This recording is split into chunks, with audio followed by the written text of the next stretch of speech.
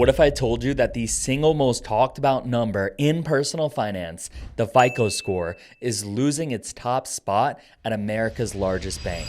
Well, it's official. JP Morgan Chase is rolling out a new system that prioritizes something else entirely. This move is set to create a massive divide. Those who adapt will thrive, and those who cling to the old ways are going to be left behind. Now, this isn't just a small policy update. It's a fundamental shift in how banks are going to go assess risk moving forward.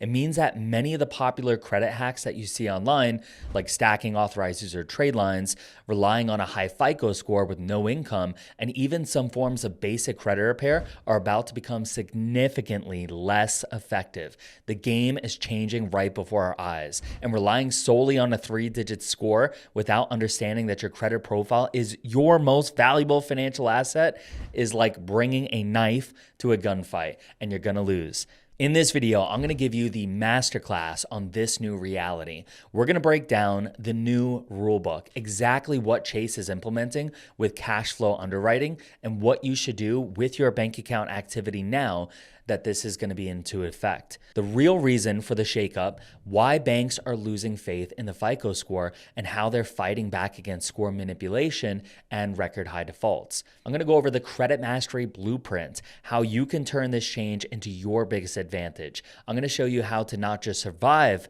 this shift, but how to position yourself to get more funding than ever before. If you're new to the channel, my name's Colin and I read Rich Dad Poor Dad when I was 13 years old, and I became obsessed with all things credit and finance. I even followed in Robert Kiyosaki's footsteps, and I enlisted in the Marine Corps at 18 years old, where I witnessed firsthand what Rich Dad's book said, that they don't teach financial education in school. The Marines to my left and right were defaulting on cars and credit cards, so I got certified in credit repair to fix their credit, and fast forward to today, I run an 8-figure credit repair and funding business, and I make these videos to help you guys fix first, fund second, invest third, in that order. So to start, let's pull back the curtain on exactly what Chase is doing, because understanding this is the first step to mastering the new world of funding. So what exactly is this big scary change? It's called cash flow based underwriting. And while the name sounds corporate, the concept is really simple. Banks now care more about the money moving in and out of your accounts than they do about your past payment history alone. So here's the technology part of things. Chase is deploying a software called Cash Atlas from a fintech company named Nova Credit. A human is no longer looking at your bank statements. It's a sophisticated algorithm analyzing your financial DNA in real time. And the data points around it is that this software scrutinizes trended data over a look out the back window of 3 to 24 months. It's looking for income stability. Number one, the income stability. Are your deposits consistent? Do you have a steady flow of income, or is it erratic? They're looking at expense management. How do you manage your expenses? Are you consistently spending more than you make? Do you have a sudden large drop in unexplained expenses?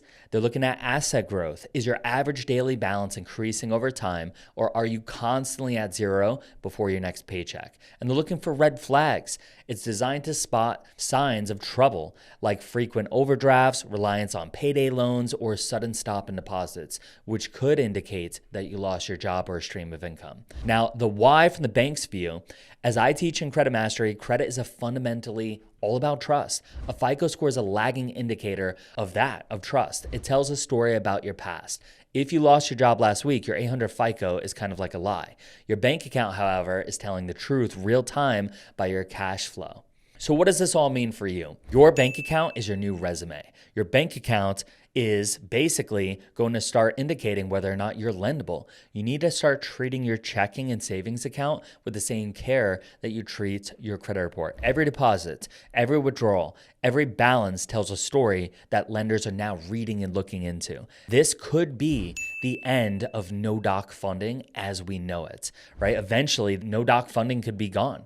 The entire premise of no-doc or stated income funding was to leverage a strong credit profile to bypass income verification and get automatically approved. The new system is the direct enemy of that strategy. Banks are no longer willing to trust a score without seeing the cash. And so you're going to have to build a banking foundation. This is going to be non-negotiable moving forward. This is why I stress that relationships with banks are built before you need the money. If you've been with a bank like Chase for years, you have multiple products, checking, savings, credit cards, and you maintain healthy balances, you're already a proven entity or a partner with them. You've been showing them that you're positive cash flow for years. And a new customer, however, they will face much tougher scrutiny. Listen, guys, if you've been struggling with bad credit or not able to get access to funding for years and you just want our team to fix everything for you or fund you, links for credit repair and business funding are in the pinned comment and the description below. Now, this shift didn't just happen in a vacuum. Banks are businesses, and they're making this move to protect themselves from the massive losses that they've recently incurred. So now that you know what they're doing, you need to understand why they're doing it because it reveals the weakness that they're targeting. The first reason this happened in the first place is the rise of credit score manufacturing. The system is being gamed and the banks know it. People are using authorized user trade lines where somebody with poor credit can pay to be added to a stranger's 10-year-old credit card with perfect payment history, and boom, their score just jumps 100 points overnight, but their actual credit worthiness hasn't really changed. Another thing is aggressive credit repair. We've been hearing stories of people getting $50,000 to $75,000 in business credit cards, defaulting on them, and then hiring a credit repair company to get those charge-offs removed from their credit reports, sometimes in just 6 months. And their scores are back in the 700s. They look like a prime borrower, but they're really proven high risk. Here's a credit mastery perspective. True credit repair is about using the law, like the FCRA, to remove inaccurate, unverifiable, and incomplete information from your reports. And what banks are fighting is the unethical removal of legitimate debts, which creates a fraudulent picture of risk. Now, there's also record high defaults from high FICO borrowers. This highlights a critical point. Banks are seeing shocking default rates, not just from subprime borrowers, but from people with inflated 750 to 800 FICO scores. They prove somebody for a 75K Chase Inc. play based on high score, but the borrower has no real income or business to support the payments, and the result is a default. This new system is a direct countermeasure to that. Now, a survey found that 58% of consumer lenders are less confident making decisions based on FICO scores than they were just 1 year ago. They recognize that in modern gig economy with fluctuating incomes, a static score from 6 months ago is practically useless. They need something current and dynamic data. Now that you know why banks are ditching FICO scores, what can you do about it? Well, you're going to want to follow these steps. You're going to want to focus on a real profile, not a fake one. Stop looking for shortcuts. The goal is not to look credit worthy, it's to become credit worthy. This means having verifiable income, managing your money and budgeting responsibly, and building a genuine credit history. You don't need money to start, you just need the right profile. Next, you got to make the shift from personal hacks to business fundamentals. Instead of just adding personal trade lines, it's time to think like a business. This means establishing a proper legal entity like an LLC, getting your EIN, opening a business bank account, and building business credit that reports to the bureaus like D&B, Equifax Biz, and Experian Biz. This is the path to separating your personal and your business finances, which is the ultimate goal of credit mastery. You've got to understand the 3 C's of funding. This change emphasizes the hierarchy that I always teach. Cash flow, this is now moving to the #1 spot for many lenders. Credit, a strong, clean, personal business credit history and personal credit history is still your ticket to the best terms. And collateral. It remains a factor, but the goal is to have such strong cash flow and credit that you won't need it at all. So the game has changed and the old shortcuts are being closed off. This is where most people will get scared and just give up. But here's the blueprint for funding. How to win in the cash flow era. So if you've been watching me for a while, this is where we get excited. While everyone else is panicking, there's opportunity for people who know how to play the game. Now that you know the new rules, let's build the strategy so we can dominate. The first step you're going to want to take is to optimize your banking infrastructure. Choose the right banks. You're going to want to open business bank accounts with the major national banks that you want funding from, like Chase, Bank of America, Wells Fargo, US Bank, Truist, and PNC. Next, we show them that we have money. You route all of your business revenue and personal income through these accounts, and lenders want to see consistent, healthy deposit activity. Master your average daily balance.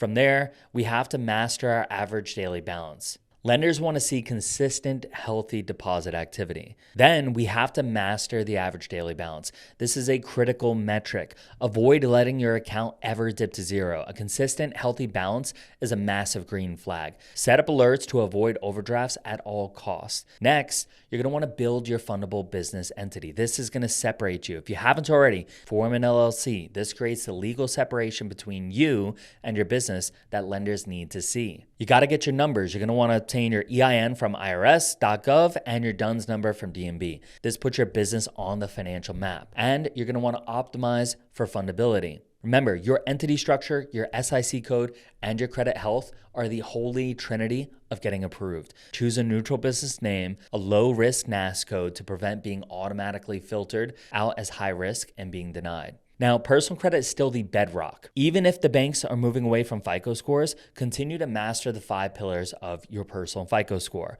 100% on-time payments, utilization under 9%, a long credit history, a healthy mix of credits, and minimal new inquiries.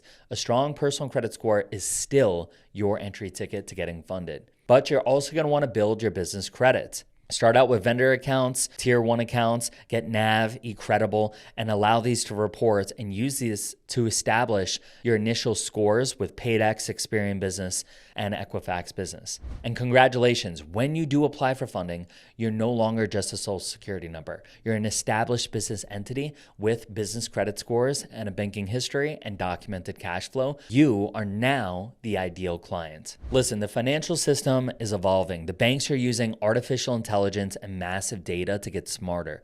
You now understand the critical importance of cash flow and a fundable business structure.